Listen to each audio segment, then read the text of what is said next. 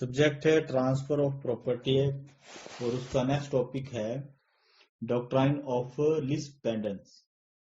Question आ जाता है संपत्ति अंतरण के संबंध में लंबित वाद के सिद्धांत को समझाइए। Explain the doctrine of lis pendens relating to transfer of property. जो ये सिद्धांत है ये क्या है? लंबित वाद का सिद्धांत किसे कहा जाता है? डॉक्ट्राइन ऑफ लीज पेंडेंस किसको कहा जाता है? ठीक है, इसके बारे में जो ट्रांसफर ऑफ प्रॉपर्टी एक्ट है उसके सेक्शन 52 में व्यवस्था की गई है। उसके अंदर यह बता रखा है कि विचाराधीन वाद या कार्रवाई से संबंधित स्थावर संपत्ति का व्यय या ट्रांसफर न्यायालय के आदेश के द्वारा ही किया जा सकता है, अन्यथा नहीं। कहने का मतलब अगर कोई प्रॉपर्टी है, प्रॉपर्टी कैसी है? इमूवेबल प्रॉपर्टी है, उस पर कोई केस पेंडिंग है, विचाराधीन है, कहां है? कोर्ट के अंदर है। ठीक है, अगर आप उस प्रॉपर्टी को ट्रांसफर करना चाहते हैं तो कोर्ट के ऑर्डर उसकी परमिशन से ही कर सकते हैं, अन्यथा नहीं कर सकते।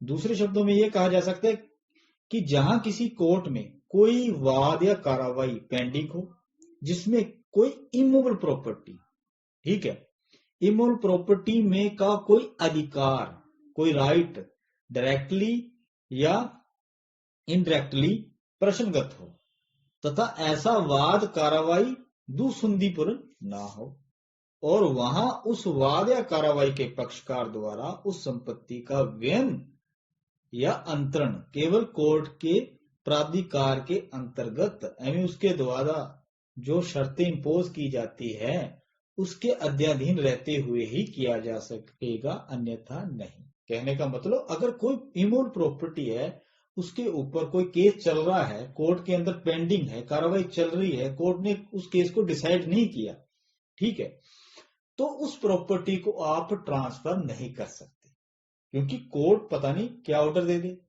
ठीक है, मान लो भी ए और बी एक जॉइंट मकान के मालिक हैं, उनके बीच में कोर्ट में एक केस चल रहा है उस प्रॉपर्टी को लेकर, अपने अपने हिस्से को लेकर। यहां पर ए और बी में से कोई भी अपना हिस्सा या उसका उस प्रॉपर्टी में से कुछ भी ट्रांसफर नहीं कर सकते विदाउट कोर्ट की परमिशन से। क्योंकि कल मान लो भी कल को ए और बी के बीच में विवाद चल रहा है कोर्ट में, कोर्ट ने डिसाइड किया कि मालिक बी है, ठीक है, कब्जा ए के पास था, ए ने प्रॉपर्टी बेच दी। ठीक है, कब बेची? जब कार्रवाई पेंडिंग थी, प्रोसीडिंग चल रही थी कोर्ट के अंदर, ठीक है, तब बेच दी। ठीक है, अब कोर्ट ने निर्धारित किया है कि मालिक तो बी है, ठीक है, तो प्रॉपर्टी तो गई, तो क्या कोर्ट के जजमेंट का कोई महत्व रहा? नहीं, प्रॉपर्टी तो ए ने बेच दी। तो ये इस बात पर रोक लगाता है कि अगर कोई मामला किसी इमूवेबल प्रॉपर्टी से रिलेटेड कोर्ट में चल रहा है, कोर्ट ने डिसाइड नहीं किया, आप उस प्रॉपर्टी को बेच नहीं सकते, किसी प्रकार का उसका मतलब ट्रांसफर नहीं कर सकते। ठीक है, इसको ही डॉक्ट्राइन ऑफ लीज पेंडेंस कहा जाता है। इसका मेन ऑब्जेक्ट क्या है? इसका मेन ऑब्जेक्ट है कि विचाराधीन वाद, जो कार्रवाई चल रही है, वाद में न्यायालय द्वारा पार्थ डिक्री या आदेश की क्रियान्विति को सुनिश्चित करना।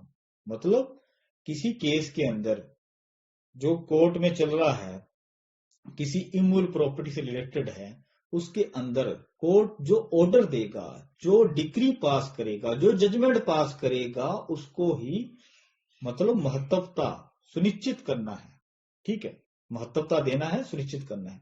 यदि इस प्रकार की व्यवस्था नहीं होती और वाद या कार्रवाई पेंडिंग रहते हुए कोई भी पार्टी जो डिस्प्यूटेड प्रॉपर्टी है, वादग्रस्त संपत्ति है, उसका व्यय या ट्रांसफर कर देते हैं या ऐसी छूट दे दी जाए, तो न्यायालय द्वारा जो पारित डिक्री या ऑर्डर है या आदेश है उसका कोई अर्थ नहीं रह जाता।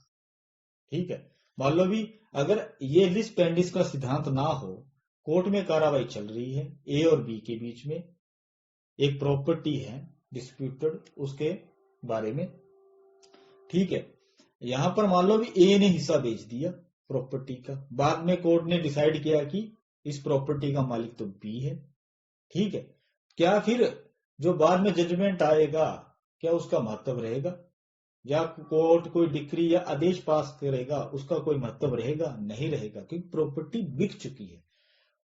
और ये सिद्धांत क्या बताता है? ऐसी प्रॉपर्टी के ट्रांसफर या व्यय करने को रोकने के बारे में बताता है। जब तक भैया कोर्ट में केस चल रहा है, कार्रवाई चल रही है, तब तक आप प्रॉपर्टी का मतलब प्रॉपर्टी को किसी प्रकार से छेड़ोगे नहीं, जैसी है वैसी रहने दोगे। यही लंबितवाद का सिद्धांत है, ठीक है। इसका मुख्य उद्देश्य क्या है?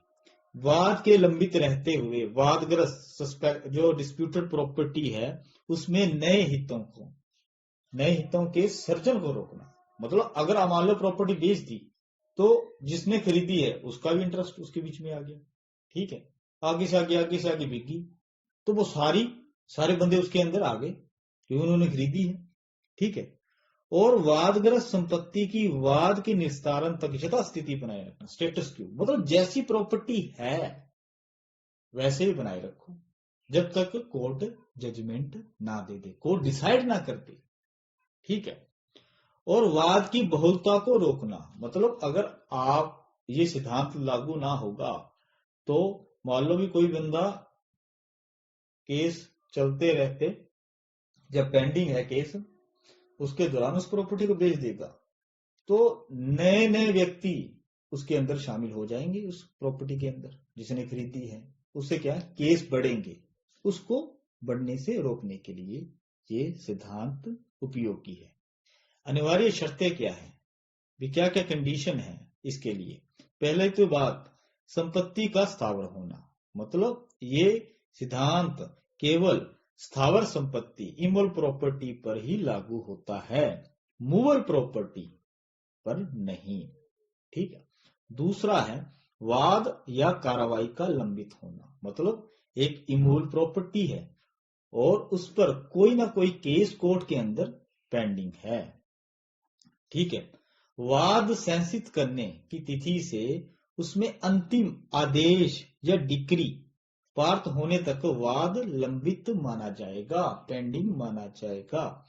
तीसरा है जो कोर्ट है वो भी कॉम्पिटेंट होनी चाहिए। कॉम्पिटेंट कोर्ट किसको कहते हैं? जो उस मामले को सुनने के लिए कॉम्पिटेंट है, तभी ये सिद्धांत लागू होगा। चौथा है वाद या कार्रवाई का दुसंधिपूर्ण ना होना, कोलिसिव नहीं होना। कहने का मतलब अगर जो कोर्ट के अंदर केस चल रहा है वो दुसंधिपूर्ण ना हो,